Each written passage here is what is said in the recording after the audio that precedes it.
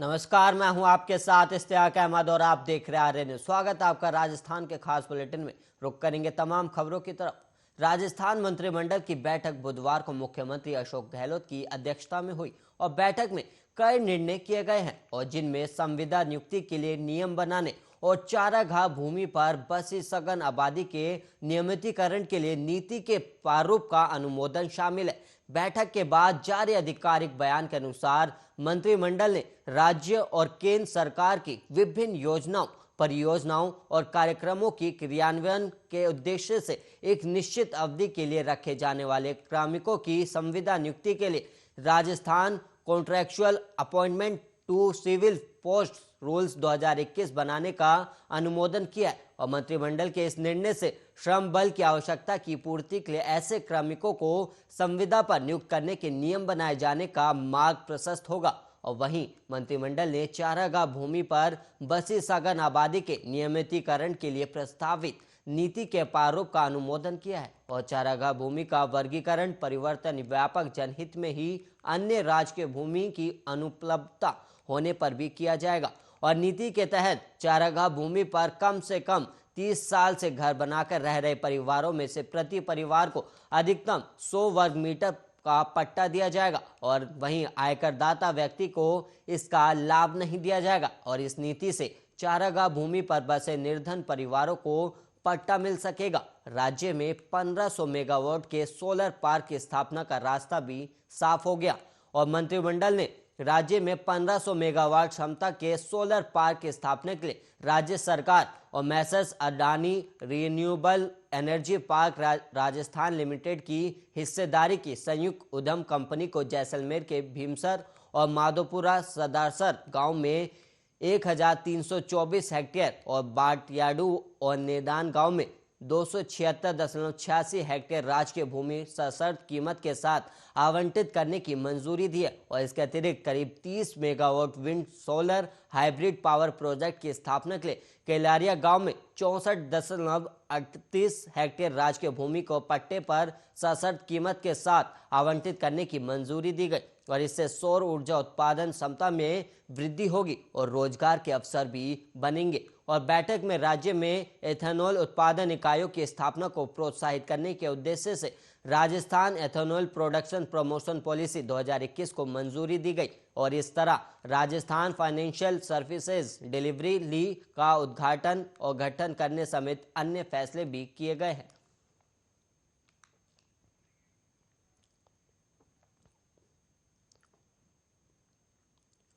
और वहीं बढ़ेंगे अगली खबर की ओर, जहां पर United forum of bank unions के आह्वान पर सार्वजनिक क्षेत्र के बैंकों का निजीकरण किए जाने के विरोध में बैंकों में 2 दिन की देशव्यापी हड़ताल की घोषणा की गई और ऐसे में 16 और 17 दिसंबर को 2 दिन बैंक बंद रहेंगे और बैंक कर्मी विरोध प्रदर्शन कर अपना विरोध दर्ज कराएंगे। United forum of bank unions का कहना है कि सरकार संसद के वर्तमान सत्र में बैंकिंग कानून संशोधन विधेयक लेकर आ रही है, जिससे भविष्य में किसी भी सरकारी बैंक को निजी क्षेत्र में किए जाने का रास्ता साफ हो जाएगा और ऐसे में देश के बैंक कर्मचारी और अधिकारी सरकार के इस निर्णय के खिलाफ लामबंद होकर 16 और 17 दिसंबर को 2 दिन की देशव्यापी हड़ताल पर है और हड़ताल से पूर्व केंद्रीय अतिरिक्त श्रम आयुक्त ने समझौता कराए जाने की दृष्टि से केंद्र सरकार, भारतीय बैंक संघ और यूनाइटेड फोरम से जुड़े संगठनों के नेताओं को वार्ता के लिए 10 दिसंबर और उसके बाद 14 और 15 दिसंबर को दिल्ली बुलाया था और वहीं सरकार के प्रतिनिधि ये कहने की स्थिति में नहीं थे कि निजीकरण संबंधित विधेयक वर्तमान सत्र में पेश नहीं किया जाएगा और इसके बाद यूनाइटेड फोरम ने 16 और 17 दिसंबर की पूर्व निर्धारित हड़ताल पर जाने का निर्णय को बहाल रखा, जिससे वार्ता टूट गई और United forum of bank unions के प्रदेश संयोजक महेश मिश्रा ने बताया कि इस हड़ताल में सार्वजनिक क्षेत्र के 4000 से भी अधिक शाखाओं में कार्यरत 25,000 अधिकारी और कर्मचारी शामिल होंगे।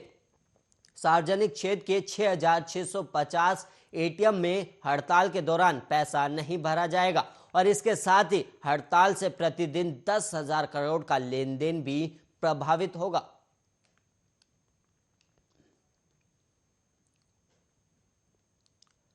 और वहीं देश भर में मेडिकल शिक्षा को संचालित और नियंत्रित करने वाली संस्था नेशनल मेडिकल कमीशन ने मेडिकल संस्थानों की संख्या और एमबीबीएस सीटों की संख्या से संबंधित आंकड़े जारी किए हैं और इससे मेडिकल प्रवेश परीक्षा नीट यूजी 2021 की तैयारी कर चुके विद्यार्थियों में नई ऊर्जा और उत्साह का संचार हुआ है। एनएमसी की ओर से जारी किए गए आंकड़ों के अनुसार देश में एमबीबीएस कोर्सेज संचालित करने वाले कॉलेजों की संख्या 593 हो गई है और वहीं एमबीबीएस सीटों की संख्या 88,070 बताई गई। और कोटा के एजुकेशन एक्सपर्ट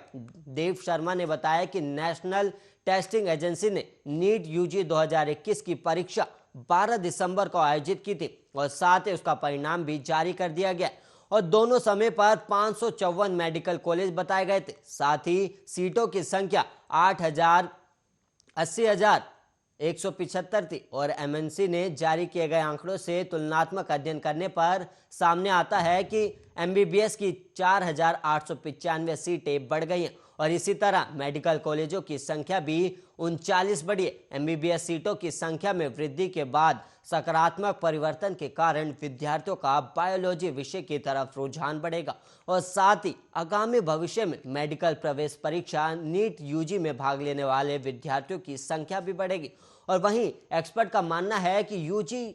नीट यूजी 2021 में सफल स्टूडेंट्स को मेडिकल काउंसलिंग कमेटी की ऑफिशियल वेबसाइट पर सीट मैट्रिक्स जारी किए जाने का बेसब्री से इंतजार है और ऐसे में इन सभी विद्यार्थियों को बढ़ी हुई मेडिकल सीटों का फायदा मिलेगा।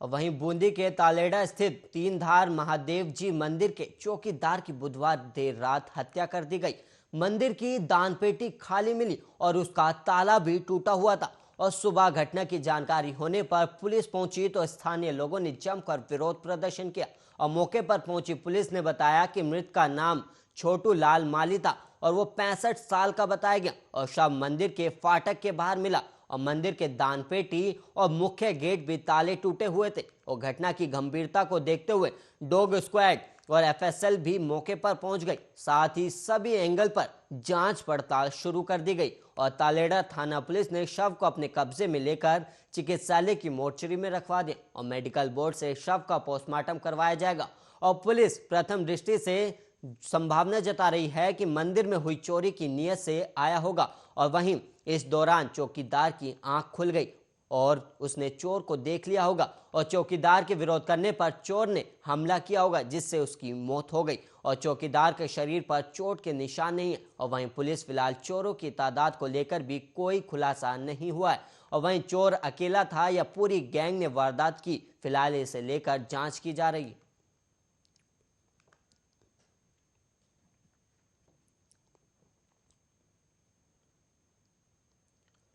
वहीं देवगढ़ जिले के दिवेर थाना क्षेत्र में नेशनल हाईवे 8 पर मोटा कागोड़ा के पास एक अनियंत्रित रोडवेज बस ने बाइक को टक्कर मार दी और हादसे में बाइक सवार एक स्कूली छात्रा की मौत हो गई और वहीं भाई गंभीर रूप से घायल हो गया। दिवेर थाना प्रभारी ने बताया कि बुधवार को उदयपुर से देवगढ़ जा रही रोडवेज बस ने बाइक को जोरदार टक्कर मार दी और हादसे में बाइक सवार 10वीं कक्षा की डिंपल बेटी जो ज्ञान सिंह की बेटी बताई गई और वहीं उसकी मौत हो गई और वहीं मृतक का चचेरा भाई गंभीर रूप से घायल हो गया और ग्रामीणों की सूचना के बाद मौके पर पहुंची दिवेर पुलिस ने दोनों घायलों को देवगढ़ अस्पताल पहुंचाया जहां स्कूली छात्रों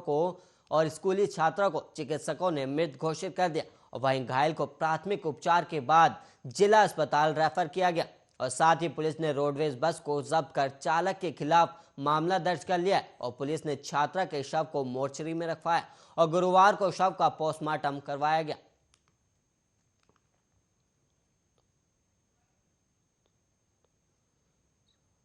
और वहीं भैंसावता के पास बड़ा सड़क हादसा हुआ और तब हुआ जब सूरतगढ़ से कानपुर जा रही निजी स्लीपर बस पलट गई और इससे 2 की मौत हो गई और वहीं 30 लोग घायल बताए जा रहे और घटना के बाद ग्रामीणों ने बस में सवार फंसे लोगों को बाहर निकाला। सूचना मिलने पर मौके पर पहुंची पुलिस घायलों को अस्पताल पहुंचाया गया और वहीं घटना देर रात की है जहां पर 30 में से 10 की हालत गंभीर बताई गई है जिसके बाद घायलों को झुंझुनू अस्पताल रेफर किया गया। पुलिस के मुताबिक रात करीब 3 बजे सूचना मिली थी कि बैंसवाता के पास स्लीपर बस पलट गई है और उस समय गश्त की गाड़ी के पास ही थी और सूचना पर मौके पर पहुंचकर घायलों को अस्पताल पहुंचाया गया और इस हादसे में एक महिला और एक बच्चे की मौत हो गई। और बस में सवार यात्री ने बताया कि सभी सवार सूरतगढ़ में ईंट भट्टों पर काम करने वाले थे और अपने गांव जा रहे थे। तभी अचानक बस लहराती हुई पलट गई और बस में सवार दयाराम ने बताया कि बस की गति काफी तेज थी और सभी यात्री सो रहे थे और जब यह हादसा हुआ, हादसे के वक्त जोरदार धमाका हुआ और फिर अफरा तफरी मच गई। सवारियों के मुताबिक आसपास के ग्रामीणों ने मौके पर पहुंचकर सभी को एक एक कर बाहर निकाला और ज्यादातर सवारी उत्तर प्रदेश के इटावा के रहने वाले बताए गए हैं।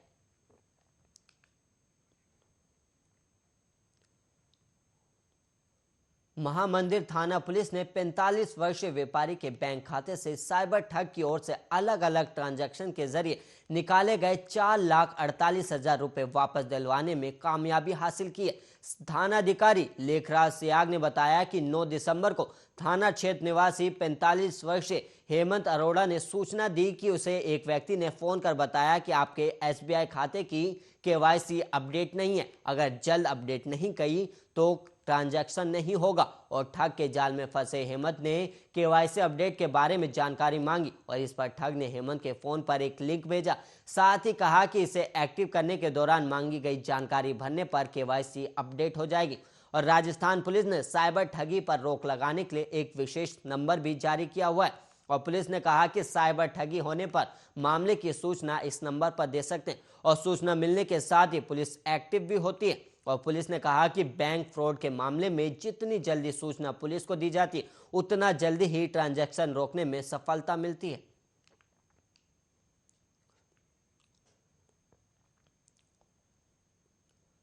जोधपुर पुलिस कमिश्नरेट के शहरी क्षेत्र के साथ ही चोर ग्रामीण क्षेत्र में भी अपनी करतूत को अंजाम दे रहे हैं। और वहीं ताजा मामला मथानिया थाने का है, जहां दिगंबर सिंह नामक व्यक्ति ने अपने घर चोरी का मामला दर्ज करवाया है और पीड़ित के मुताबिक लाखों की राशि उसने कड़ी मेहनत से जुटाई थी और इनका इस्तेमाल वो बच्चों की शिक्षा में करना चाहता था। और पुलिस के अनुसार दिगंबर सिंह अपने परिवार के साथ भोपालगढ़ गया हुआ था और बुधवार को उसे पड़ोसियों ने चोरी की सूचना दी और वो घर पहुंचा तो उसे घर के ताले टूटे हुए मिले और कमरे की अलमारी भी टूटी हुई थी और चोर उसमें रखे 4,60,000 रुपए भी ले गए थे और कैश के अलावा चोर करीब 5 तोले के सोने के आभूषण भी ले गए। और दिगंबर सिंह ने बताया कि अचानक उसके ससुराल पक्ष में जरूरी काम होने से उसे परिवार सहित वहां जाना पड़ा और ये राशि उसने अपने बच्चों की पढ़ाई के लिए जमा कर रखी थी, जो इन दिनों स्नातक के बाद विभिन्न तरह की तैयारियां करने वाले थे। और निराश हताश पीड़ित ने कहा कि इस चोरी ने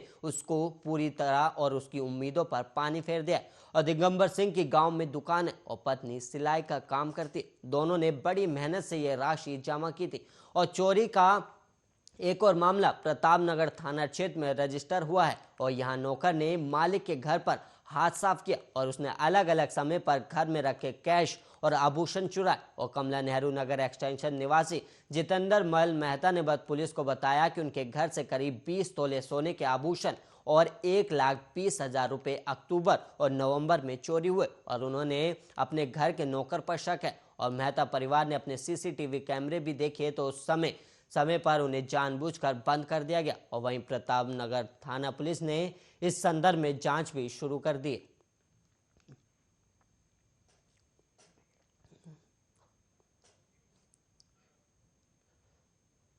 कोरोना के ओमिक्रॉन वेरिएंट के नए केस सामने आने के बाद चिकित्सा विभाग फिर से अपनी उपचार सुविधाओं को लेकर दुरुस्त करने में लगा है। और वहीं भरतपुर संभाग मुख्यालय के सबसे बड़े RBM जिला अस्पताल और जनाना अस्पताल की बात करें तो यहां पर अभी भी ओमिक्रॉन से निपटने के लिए ना तो पर्याप्त सुविधाएं उपलब्ध है और ना ही स्टाफ है। जिला अस्पताल PMO डॉक्टर जिज्ञासा साहनी ने बताया कि फिलहाल RBM जिला अस्पताल और जनाना अस्पताल में ग्रेड फर्स्ट का करीब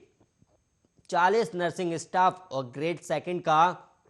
करीब 150 नर्सिंग स्टाफ उपलब्ध है, लेकिन वेंटिलेटर संभालने के लिए अभी भी कम से कम 30 नर्सिंग स्टाफ की सख्त जरूरत है। और डॉक्टर साहनी ने बताया कि बच्चों के उपचार के लिए रेडिएंट वार्मर की सख्त आवश्यकता है। फिलहाल जनाना अस्पताल में 20 बेड और रेडिएंट वार्मर की क्षमता वाला एक NICU उपलब्ध है और अभी भी 50 रेडिएंट फॉर्मर की जरूरत है। और इतना ही नहीं, दोनों अस्पतालों में करीब 5 शिशु रोग विशेषज्ञ मौजूद है, लेकिन भविष्य की आशंकाओं को देखते हुए करीब 7 शिशु रोग विशेषज्ञ और भी चाहिए। और वहीं कोरोना को देखते हुए RBM जिला अस्पताल में 20 बेड की क्षमता का एक ICU रिजर्व कर दिया गया और साथ ही बच्चों के उपचार के लिए 4 वेंटिलेटर अलग से तैयार किए गए हैं।